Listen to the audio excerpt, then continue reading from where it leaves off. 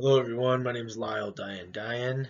I'm an organic farmer and organic consultant with Oregon Tilth, a Marine Corps veteran, and a husband and father to three beautiful, healthy daughters that we raise on our organic farm.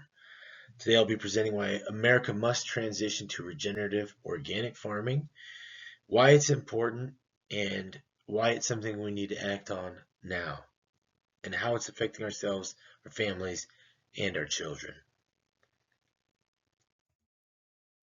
Our past and our future. On the left, we've got healthy kids playing outside in the sun, doing what they should be doing as children. On the right, we've got children fighting cancer, wearing masks, hooked to IVs on hospital beds. The difference and the contrast is very dark, and it's very real, and it's something we need to take very seriously.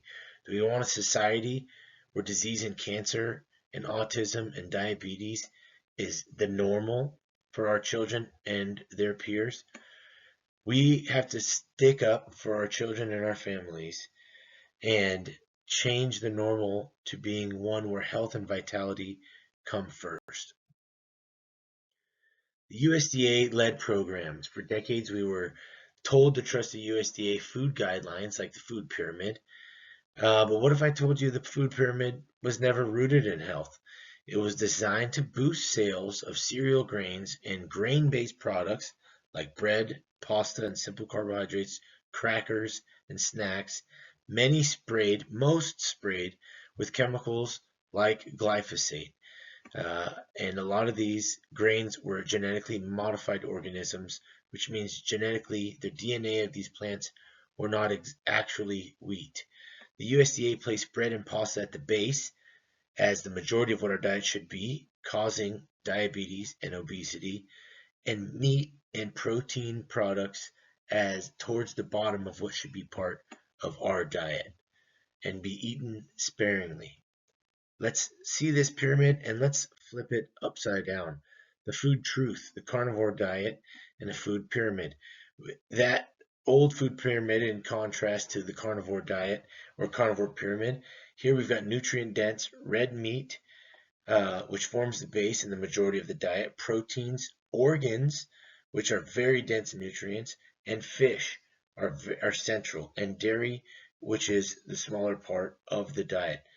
Very nutrient dense foods, lacking in excess calories and excess sugars and fats, easily digestible by the body. In fact, 30% of the total calories of protein you eat are utilized just to burn and digest that protein. What's the problem? The problem is chemical farming.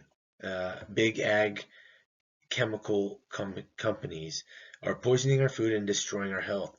Glyphosate, the most commonly used herbicide, is classified as probably carcinogenic by the World Health Organization 2015, and yet it's still sprayed liberally all over our food supply here in America.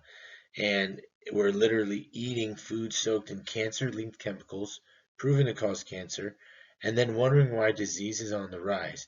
The government sprays these foods in the chemicals and tells you this is what you should be eating the majority of your diet being made up of. These are real warning labels of the types of pesticides and herbicides that are sprayed, like 2,4-D, previously known as Agent Orange. They're marked poisonous and lethal to aquatic life and pollinators. Bees are being wiped out, and yet they pollinate. We need them to pollinate a third of all of our food that we eat. Roundup, a very well-known product, is loaded with glyphosate and linked to lawsuits and health crisis. If these labels say danger, why are we still putting them in our food? How did we get here? How did this start? And when did it start? Have we always been farming like this? No, we haven't. It started after World War II under Operation Paperclip. Over 1,600 Nazi scientists were brought over from Nazi Germany, and we brought them to the United States to work for our government. They didn't just build rockets for NASA, they shaped industries from pharmaceuticals to agriculture. The same minds who designed chemical weapons repurposed them for farming. That history matters because it shaped the toxic foundation of our modern food system. Another picture of German Nazi scientists recruited by the United States, Operation Paperclip, and brought them over for agrochemicals. And they went from from creating weapons to farming with chemicals. So chemical warfare evolved into industrial farming. Bomb ingredients became fertilizers like nitrogen.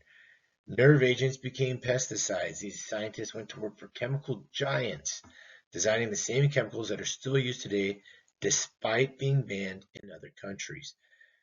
One of them, IG Farben, is the company who manufactured the Zyklon B gas, which is what was utilized in the gas chambers to kill the millions of Jews in the Nazi concentration camps. It was then rebranded to Bayer, the world's largest agricultural chemical pharmaceutical company that sells you weed killer and aspirin, as well as genetically modified seeds. Why should we trust the people who made poison to feed our children?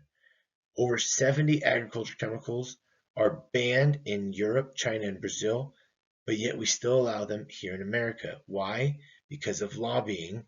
From atrazine to paraquat, American soil is drenched in these chemicals that are completely illegal and banned in many other countries. Autism in the 1950s was 1 in 10,000. Today it's 1 in 36, which is 1 per classroom. We're at 12% obesity in 1975, and we're now up to 40% in obesity. Autoimmune is also increasing. We spend the most on healthcare, and yet we are the highest in chronic disease in the world. Where do we go from here? We return to what worked for thousands of years before man got a hold of how we feed our, our life on this earth. Living fertilizer, compost, manure, nature's fertilizer. On the left, we have chemical fertilizer and then compost on the right. We've got nutrient-rich compost. One feeds plants quickly, like steroids. The other destroys microbes. Which one should we use? Common sense, compost. Regenerative organic farming isn't just a buzzword. It's proven to work. It restores biodiversity and it heals the land long term. This isn't just a theory. On our farm, we've got over a dozen species of birds, elk, deer, whitetail, turkey, quail, and doves that have returned since transitioning from conventional to organic.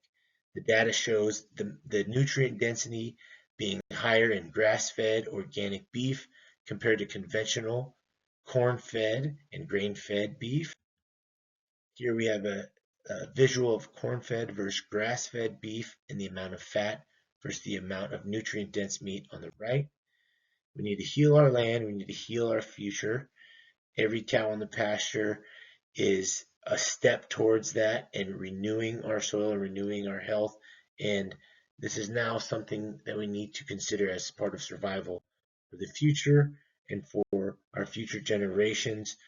Like I feel with our family and our daughters on our land, we owe it to them to give it to them in better condition that we have received it. Shouldn't be about the dollars, should be about our family's health. We've covered the history of agriculture and environmental destruction. It's time that we vote with our dollars at the store and with our farming practices. Thank you.